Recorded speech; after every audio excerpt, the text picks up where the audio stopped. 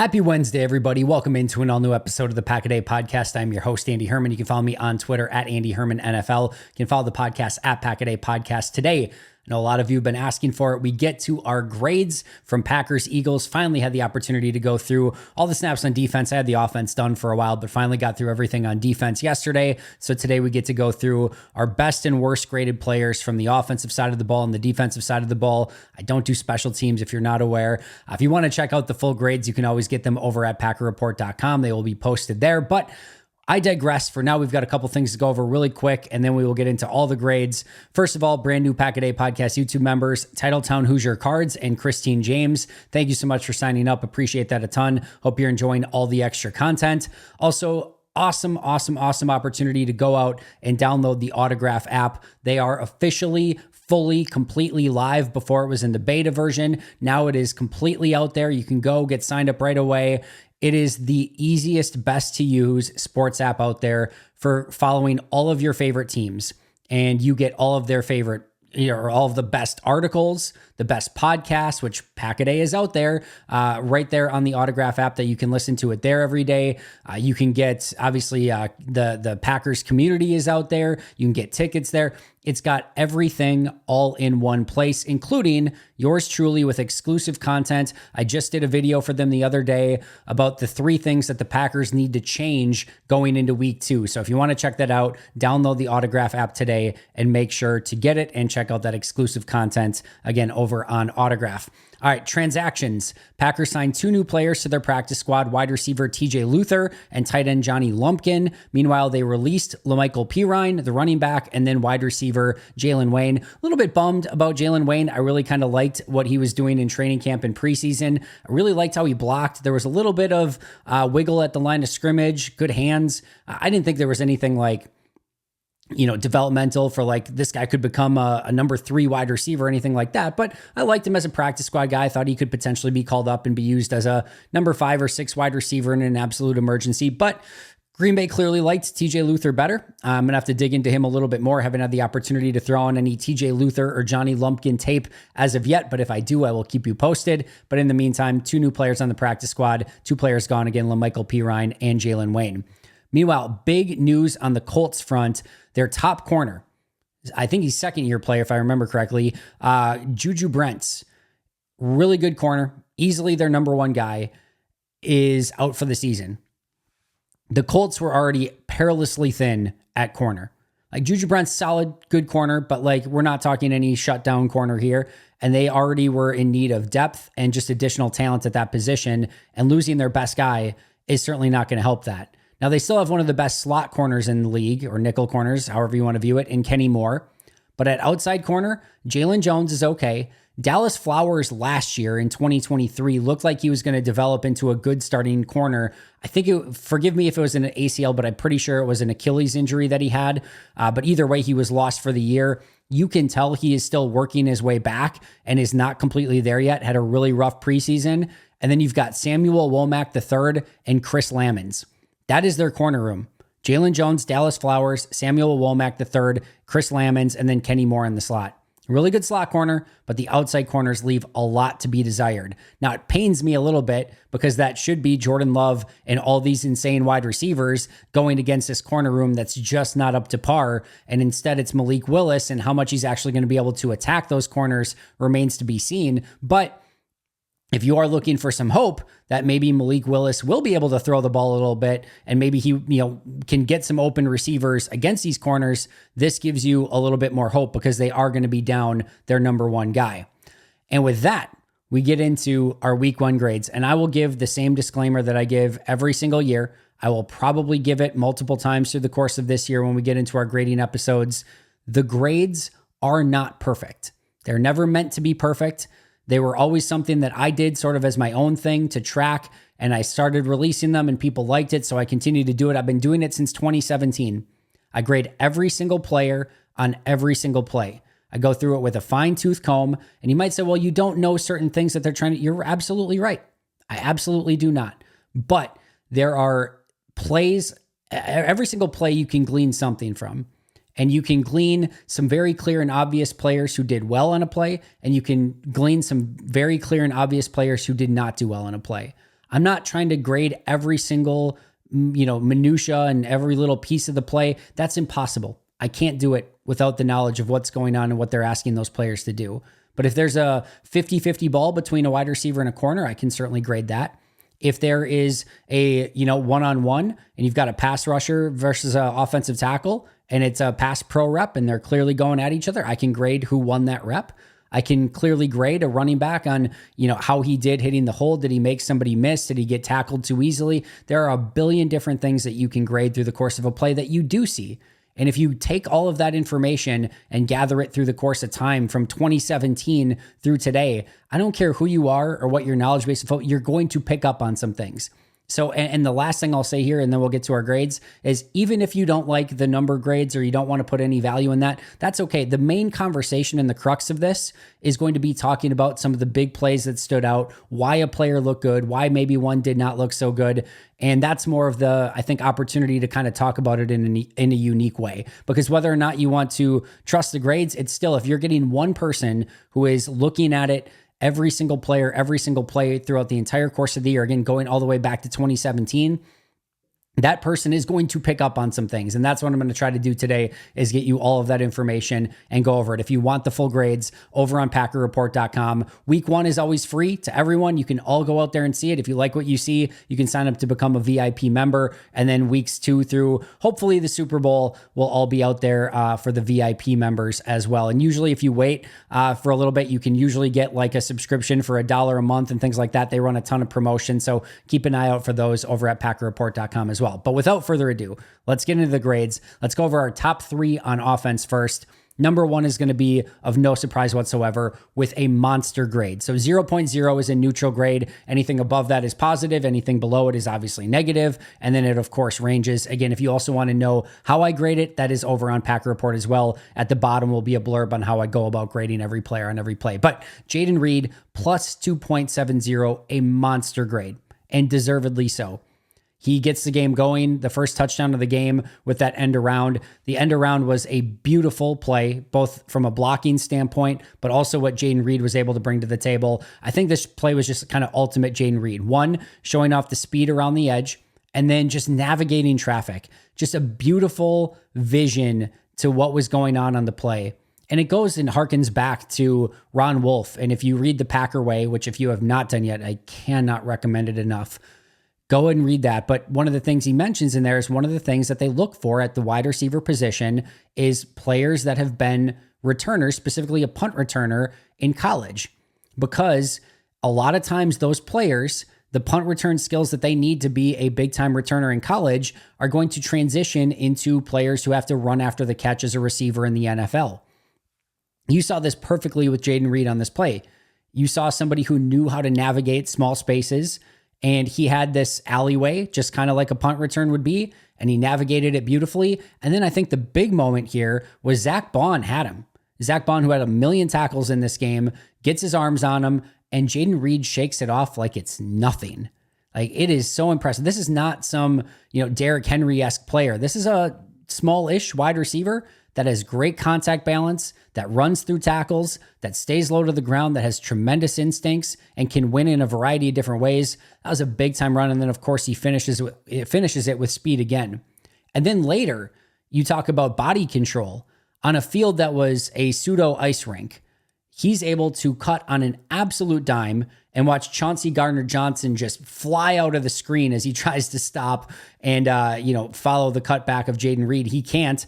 And Jayden Reed cuts back, makes Chauncey Gardner-Johnson look silly, or CJ Gardner-Johnson look silly, and just continues down the field for the touchdown.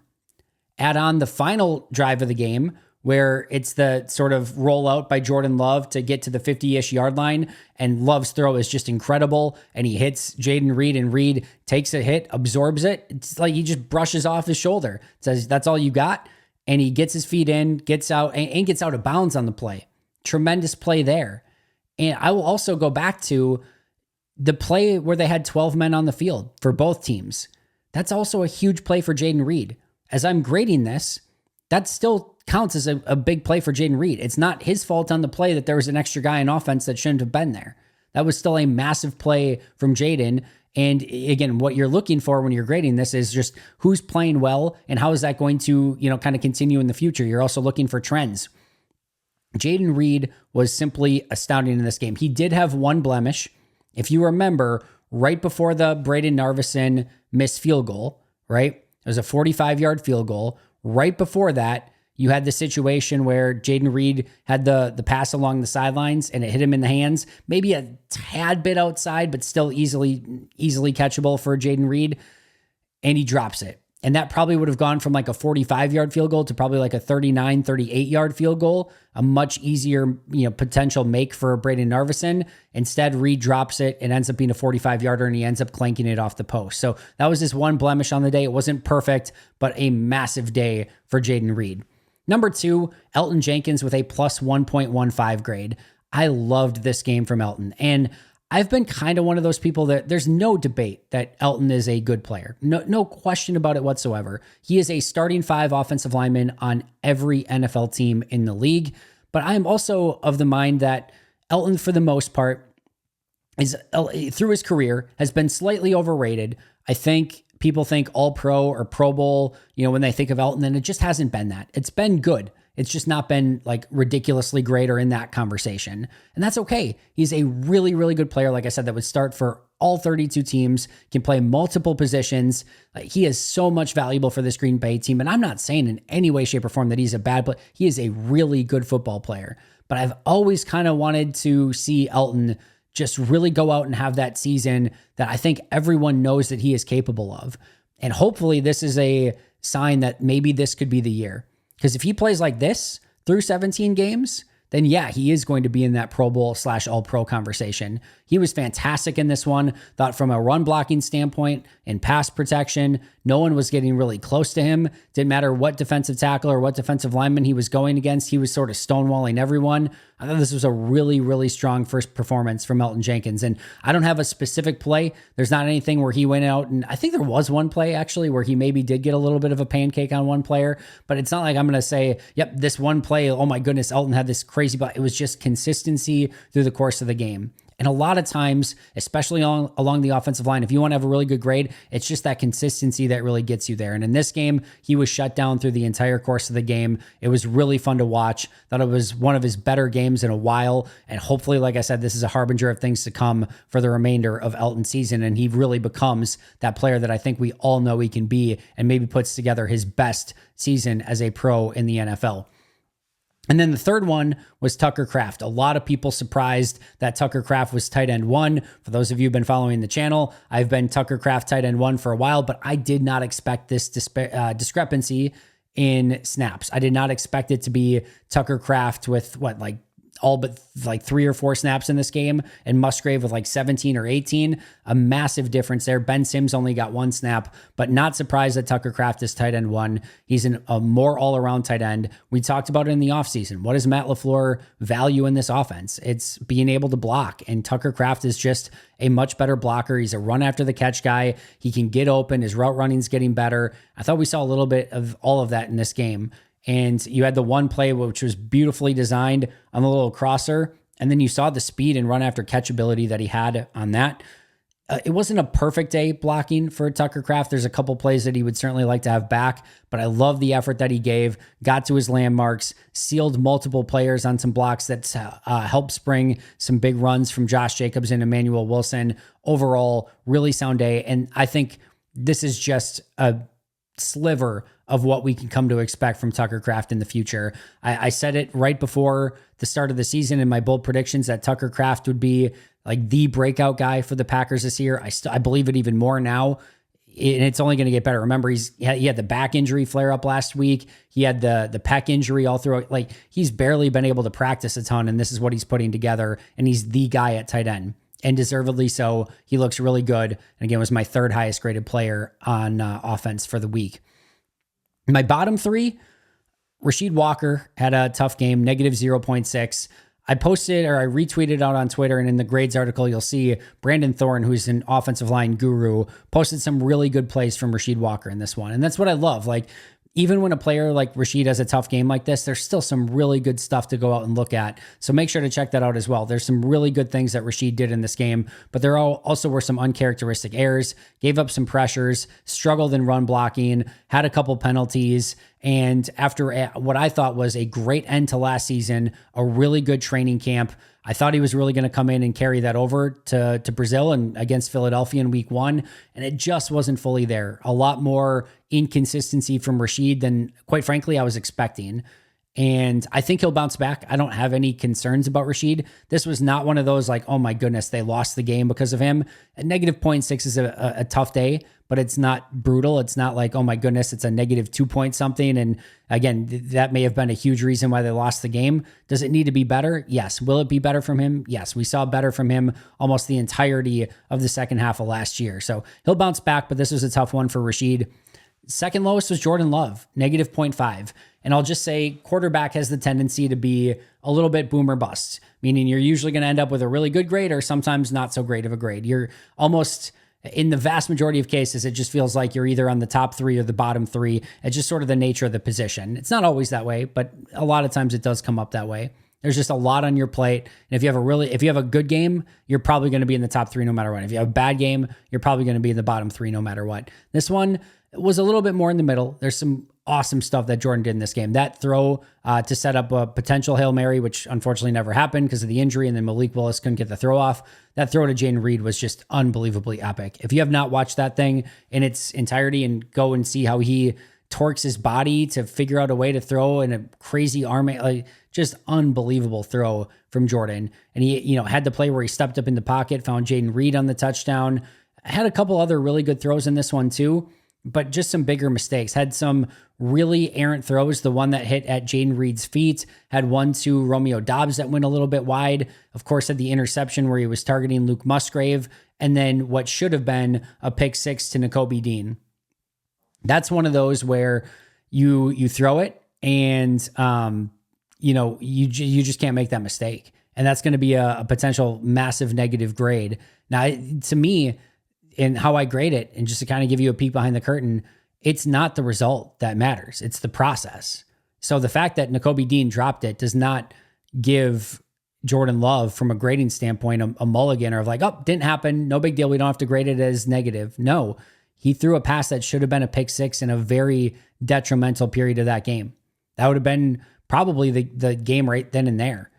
And he got lucky that Nakobe Dean dropped it. They ended up going in and putting a touchdown drive together after that. But that could have been a huge negative for the game right at that point. But it still ends up as a negative in the grade.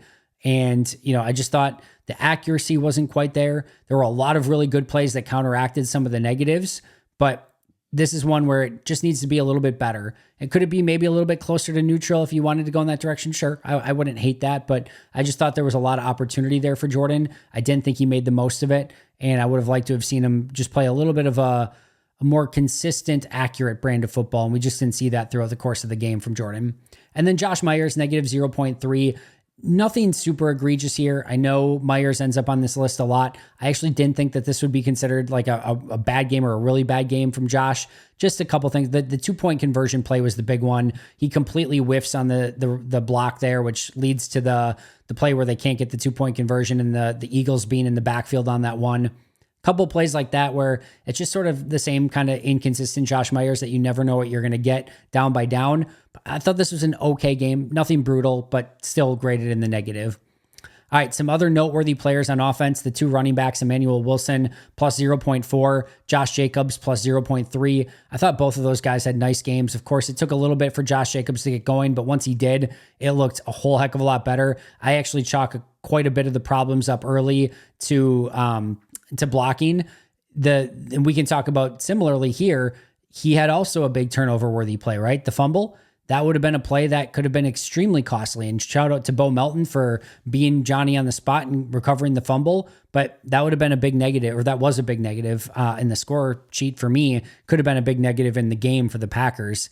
Again, thankfully, Bo Melton recovered, but that still gets him a big negative. Had it not been for that, he would have graded very well in this game.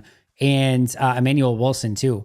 Emmanuel Wilson plus 0.4 on very limited playing time, had a couple great runs, and I thought he was just really smooth, which was impressive. Oh, going back to Josh Jacobs too, had a couple really nice blitz pickups, so that always helps the grade as well. Jordan Morgan versus Sean Ryan. I had Jordan Morgan at 0.00, so completely neutral grade. Had one play against Jalen Carter where Carter beat him pretty easily, but I thought for the rest of the day, held up pretty darn well. And I was overall impressed. I thought there's a lot of upside there. He started to show it already. And again, outside of the one play that Jalen Carter really got into Jordan Love's face a little bit, thought it was a really nice day at the office. And then Sean Ryan, -0.2. Not a bad day. Had his usual couple really nice plays as a run blocker, a couple pass pro plays that he'd like to have back, but a slight advantage for Jordan Morgan going into week 2. I do think we'll see a little bit more Jordan Morgan, but my guess is this is probably close to a 50-50 split this upcoming week. And then Zach Tom. PFF had a 90 plus grade on him and just gave him a massive grade. I had a +0.1. I really liked what I saw to Zach in pass pro, but I thought there were some things he could have done as a run blocker just a little bit better. Good game for Zach. I just didn't think it was quite the 90 plus performance that PFF had it at. But either way, Zach's a stud. He's set it and forget it on the right side. There were no real issues, no pressures that he gave up. So this is still a very good game from Zach. I just had it a little bit worse, more to the run blocking than anything than maybe what PFF had him at. Top 3 on defense. Xavier McKinney +1.00, the interception being a huge piece here. The other play that I want to talk about, well, you had the pass breakup early in the game as well. And then the play where Saquon versus Isaiah McDuffie, where Saquon gets the touchdown. We'll talk a little bit about that play coming up, spoiler alert. But if Xavier McKinney doesn't slip on that play, not only do I think he at least breaks it up, he might have a beat on that ball to maybe get his second interception of the day.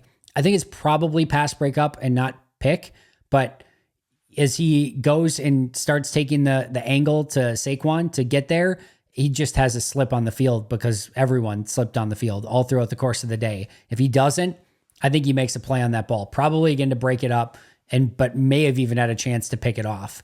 Like that was the type of day that he had, though. He's so quick, so smooth. Thought he came back up it well in run support through the course of the day. But that interception that he had was awesome. He read the quarterback's eyes the entire way, came off of his area, made the beautiful aggressive play to go and get it, picked it off. And then, by the way, too, on that play, Jordan Mailata, the offensive tackle for the Eagles, makes a phenomenal play to get Xavier McKinney to the ground. If that's any other offensive tackle not named Jordan Mailata, I think Xavier McKinney houses that thing. But Mailata is a former rugby player. He's a stud athlete, and he gets in space and somehow finds a way to tackle Xavier McKinney in space, and I think probably saved a touchdown on that play. Edgerrin Cooper, +0.45. What a really impressive short stint that he had in this game. Matt LaFleur did mention that he did have a play where he had a misalignment or a blown assignment, one of the two. So he's going to have to clean that up a little bit. He also mentioned that he expects him to play more coming up, which you would think so. In a very small sample size, made a variety of different plays, had the shoestring tackle on one, had really nice coverage on a tight end on another, was just flashing all over the place. Had the one where he blitzed and saw the ball was going to go wide, so he batted it down. Just really, really fun stuff. And you can see all of the raw athleticism, talent, speed, acceleration all on display. And hopefully, fingers crossed, that only continues to get better.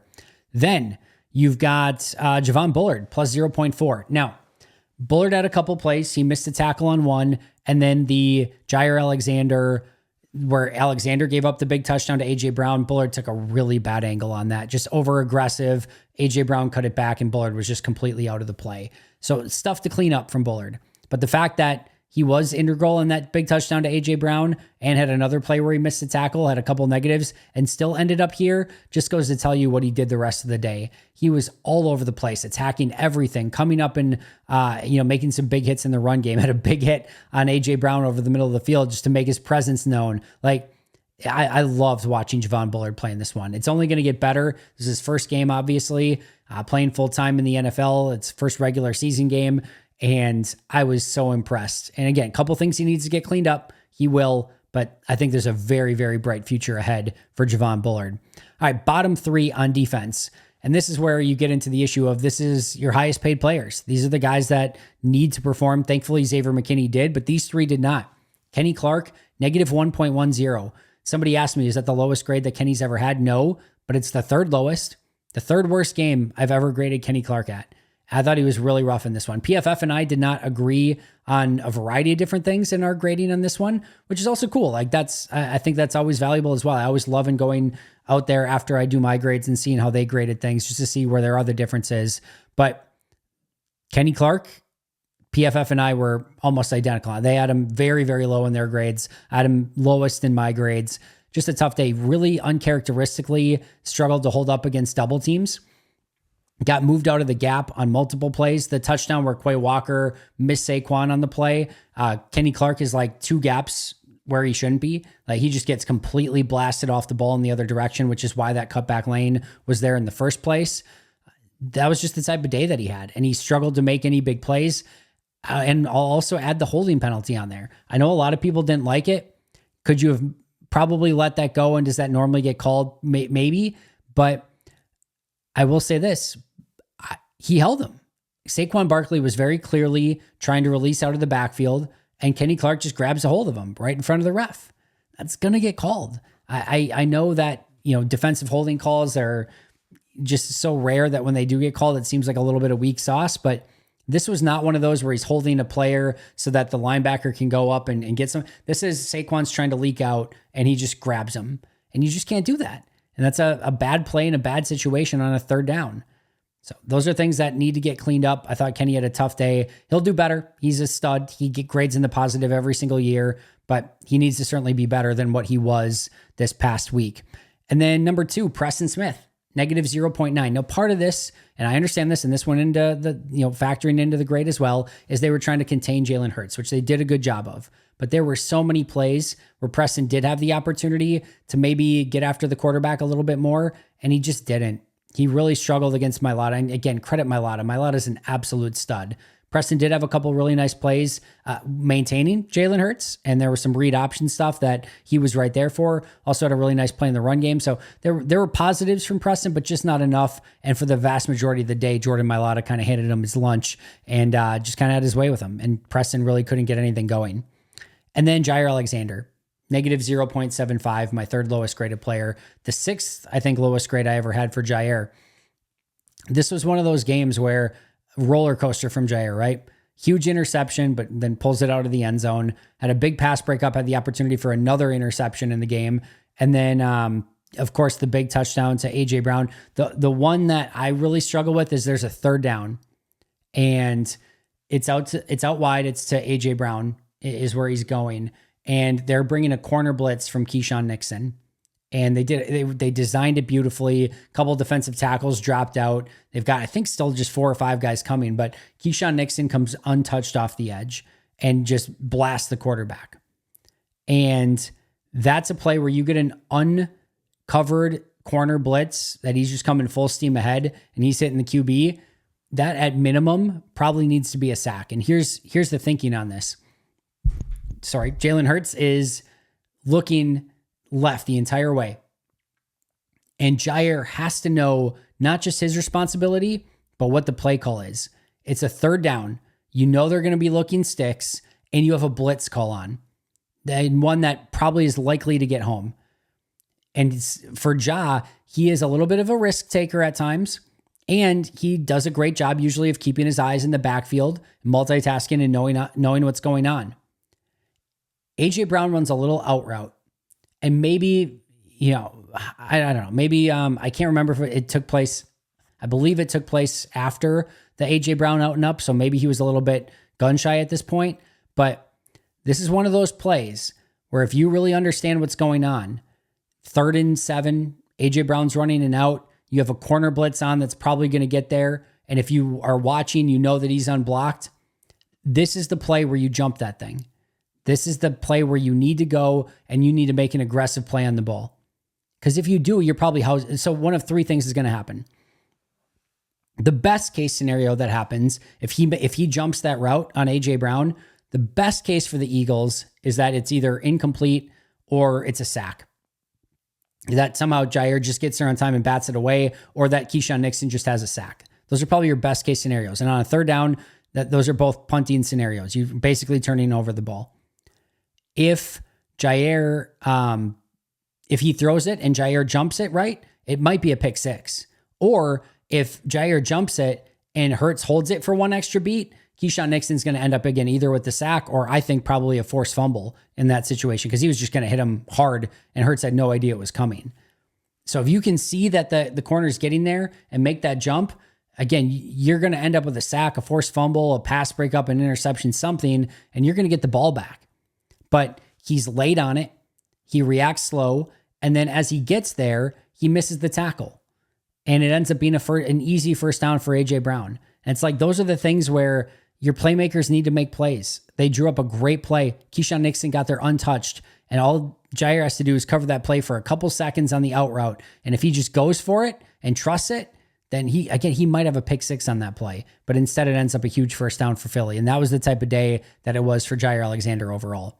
Some noteworthy performances. Rashawn Gary, -0.3. Tough day for him. Same thing as sort of on the other side. Lane Johnson, really good offensive tackle. At least Gary did get a sack, had a pass breakup on that one that he batted down on a bootleg or a rollout. So a couple of good things, but just too far shut down for a player of Rashawn Gary's status. He needs to be more impactful. He was not in this one. Ends up in a slight negative. LVN, for all the buzz and talk of how he didn't get very many snaps and he's edge rusher 4, Kingsley Enagbare got more snaps. All true, he graded out as the best edge rusher, plus 0.35. He was the only one, even against Jordan Mailata, who was actually able to kind of push him back a little bit and give him a little bit of problems. So there's still a lot of talent there for LVN. He clearly needs to cultivate it, but he actually in very limited snaps performed pretty well in this one. So I think the demise or that he's a bust, let's pump the brakes a little bit. Let's not get too far ahead of ourselves. Might end up coming to that someday, but I thought in this game he had a pretty solid performance. Quay Walker, -0.6, tough game. Made a couple really nice plays, but just made too many plays where he got blocked up, was out of his gap, not where he's supposed to be, and just too many Quay Walker-esque plays. Needs to be better. This is a third year now. He's expected to be more, and he needs to be more. And then the other one, Isaiah McDuffie. I had a plus 0.3 grade on Isaiah. I was not necessarily expecting that. The touchdown to Saquon's a tough one that you hang with him. It's a beautiful play design. It's a big time mismatch. And I actually thought McDuffie did a pretty darn good job of sticking with that and getting his hand in there and making that about as much of a play as you can really hope for in that scenario. It's still a negative. I thought he could have taken maybe a little bit of a better angle, but overall, to get there and actually kind of make a play on it, it was, I think, kind of impressive. He actually had a couple plays where he covered Devontae Smith, and he kind of covered him well, which was impressive. And then here's the other thing. I talked about it with Aaron Nagler on Let's Talk Football on She Said TV the other day. This is a team that has all been about rallying to the football and mentality and aggressive and all this. And I thought that kind of hit a little flat on Friday night. Not for Isaiah McDuffie. He was flying around. He was happy to be making plays, and his gas tank was full, and he was rallying to everything. So I appreciated that about him as well. PFF did not grade him well. They had him as one of their lowest graded players on the day. I liked him a little bit more. In fact, I had a slight positive on Isaiah McDuffie. All right, so my top 3 on offense, Jaden Reed, Elton Jenkins, Tucker Kraft. Bottom 3 on offense, Rasheed Walker, Jordan Love, and Josh Myers. Top 3 on defense, Xavier McKinney, Edgerrin Cooper, and Javon Bullard. Bottom 3 on defense, Kenny Clark, Preston Smith, and Jair Alexander. That is going to do it for me today. Hope you guys enjoyed the episode. Shout out to our Hall of Fame and All-Pro members, Most Hated Minnesotan, PJ Wayne, John Wild, Shea Broad Brandon Paletta, Jennifer Wright, Boom Handle, Donald Lee, Lori Lord, Baby QB, David McCluskey, Donald Decker, Dan Miller, Alex Hwang, Arnoldo Espinoza, Peter Ataka, SoCal Pack, Dan Guestford, Love and Football, Jay Zimmerman, B Brown, and Jay Foreman. I'll see you guys tomorrow, but until next time, and as always, go Pack Go.